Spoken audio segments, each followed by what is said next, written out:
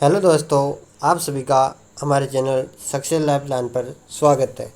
आज हम navy MR exam 2024 का रिव्यू लेने वाले हैं, जिसमें हम इन शिफ्टों के बारे में बताएंगे। पेपर का लेवल हार्ड आ रहा है, इसके बारे में बातें करेंगे। और 15 जुलाई हो चुकी है, तो आज हम इसका रिव्यू लेने वाले हैं।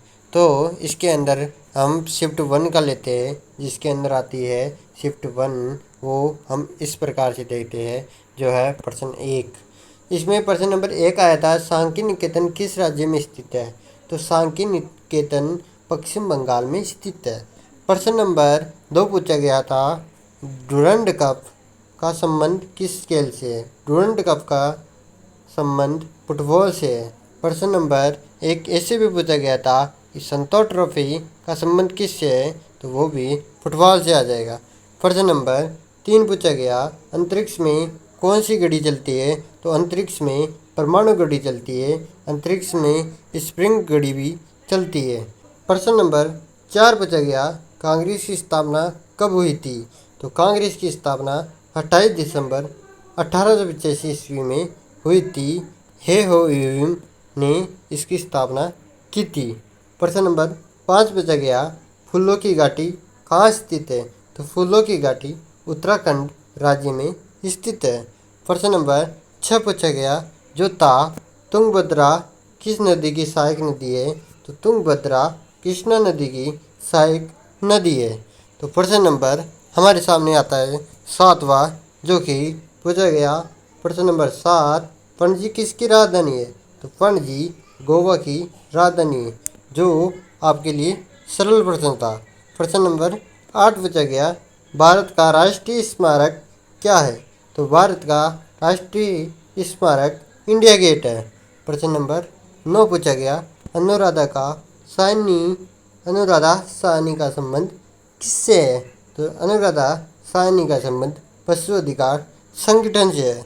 प्रश्न नंबर 10 पूछा गया, मुस्लिम लीग के प्रथम अध्यक्ष कौन थे? तो मुस्लिम लीग के प्रथम अध्यक्ष आगा खान थे।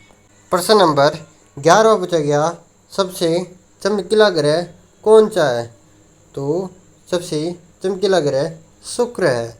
प्रश्न नंबर इससे भी पूछ सकता था कि सबसे गर्म ग्रह कौन है? तो वो शुक्र ग्रह हो जाता है। प्रश्न नंबर 12 पूछा गया, नेपाल और भूटान को कौन सा राज्य अलग करता है? तो नेपाल और भूटान को सिक्किम राज्य अलग करता है।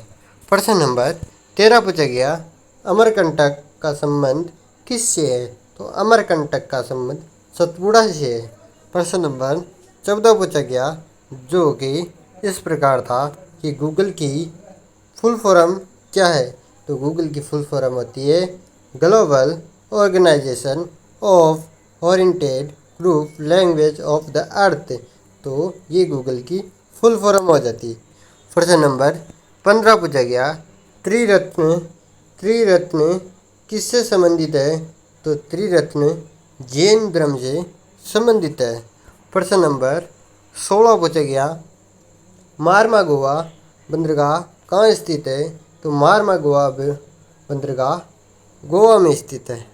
प्रश्न नंबर 17 पूछा गया, अक्स स्क्वायर प्लस 5x प्लस 6 है, तो अक्स का मान क्या होगा? ये बराबर 0 में दे रखा था, तो इसका मान अक्स बराबर -2 हो जाएगा, अक्स बराबर -3 हो जाएगा।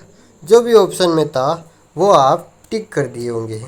प्रश्न नंबर 18 पूछा गया, वस्तु द्वारा गोलाकार पथ पर एक चक्कर लगाने में कार्य होगा? तो वस्तु पर एक चक्कर लगाने में कार्य 0 होता है, 0 होता है। प्रश्न नंबर 19 पूछा गया, वेग को 4 गुना करने पर तरंग देरी होगा? तो तरंग देरी वेग के समानुपाती होता है, तो इसका मान हो जाएगा 4 गुना। प्रश्न नंबर पूरे हो गए, तो हम अब यहाँ पे शिफ्ट 2 के प्रश्न करने वाले हैं, जिसके अंदर प्रश्न नंबर 1 पूछा गया, भारत की आज़ादी की जननी किसे कहा जाता है? तो भारत की आज़ादी की जननी मैडम भिकाजी कामा को कहा जाता है। प्रश्न नंबर 2 पूछा गया, केप टाउन बंदरगाह किस देश में स्थित है? तो केप टाउन बंदरगाह दक्षिण अफ्रीका में स्थित है। प्रश्न नंबर 3 पूछा गया, जोरवे संस्कृति किस राज्य में स्थित है? तो जोरवे संस्कृति महाराष्ट्र में स्थित है, मतलब महाराष्ट्र में जोरवे संस्कृति है। प्रश्न नंबर 4 पूछा गया, प्रथम विश्व युद्ध कब शुरू हुआ? तो प्रथम विश्व युद्ध 1914 में शुरू हुआ। प्रश्न नंबर 5 पूछा गया, भारतीय कांग्रेस के संस्थापक कौन हैं? तो भारतीय कांग्रेस के संस्थापक ह्यूम है, जिसने 1885 में कांग्रेस की स्थापना की थी। प्रश्न नंबर 6 पूछा गया, चौथा, भारत का सबसे बड़ा मंदिर कौन सा है? तो भारत का सबसे बड़ा मंदिर रघुनाथ स्वामी का मंदिर है। प्रश्न नंबर 7वां पूछा गया, दामोदर नदी किस नदी पर स्थित है? तो दामोदर नदी हुगली नदी पर स्थित है। प्रश्न नंबर 8वां पूछा गया, जो कि साईं बाबा की समाधि स्थल कहाँ है? तो साईं बाबा की समाधि स्थल शिरडी में स्थित है। शिरडी साईं बाबा के लिए समाधि का स्थल था। प्रश्न नंबर 9 पूछा गया, IARE की फुल फॉर्म क्या होगी? तो Indian agriculture research institute IIARE का फुल फॉर्म होगा। प्रश्न नंबर 19वां पूछा गया, 2011 की जनगणना के अनुसार हिंदी भाषा कितने प्रतिशत बोली जाती थी? तो इसके अनुसार 43.63% पीपल 2011 में हिंदी बोला करते थे। प्रश्न नंबर 11 पूछा गया, जब चलती हुई गाड़ी किसी मोड़ पर मुड़ती है तो ड्राइवर किस ओर झुकेगा? तो ड्राइवर उस मोड़ की विपरीत दिशा में मुड़ेगा, जिससे अभिकेंद्रीय बल और अपकेंद्रीय बल समान हो जाता है। प्रश्न नंबर 12वां पूछा गया, उदासीन पदार्थ किसे कहते हैं? तो उदासीन पदार्थ न्यूट्रॉन को कहते हैं, जो कि इम्पोर्टेंट प्रश्न है। प्रश्न नंबर 13वां पूछा गया, ग्रहों की गति के नियम किसने दिया?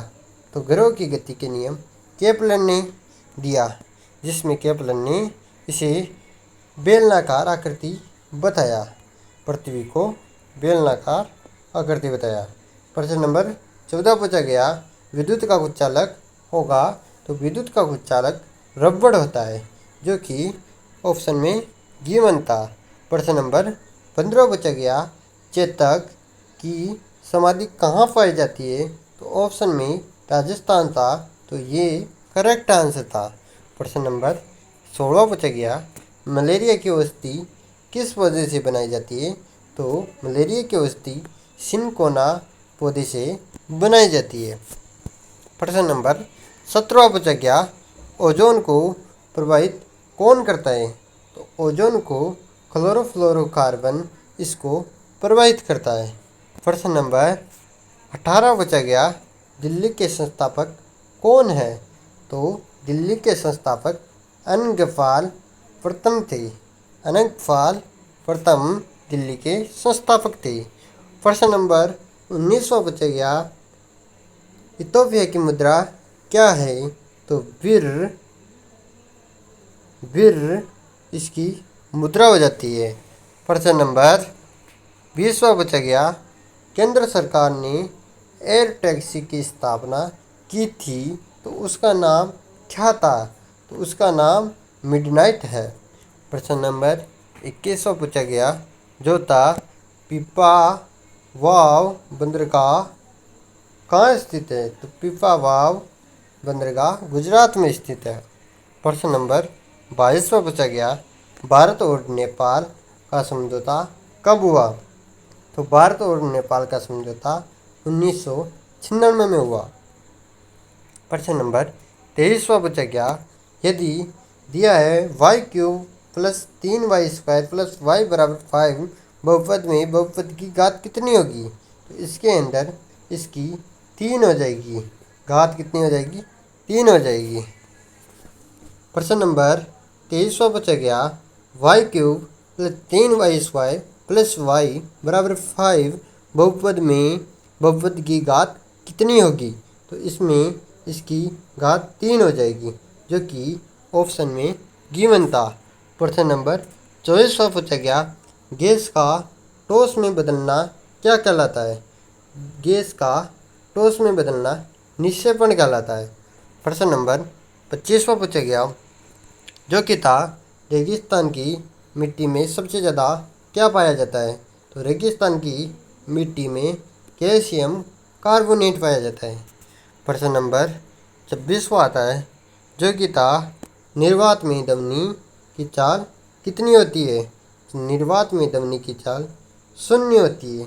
अगर आपको ये वीडियो पसंद आया तो इसे लाइक करें, सब्सक्राइब करें और कमेंट करें। जय हिंद, जय भारत।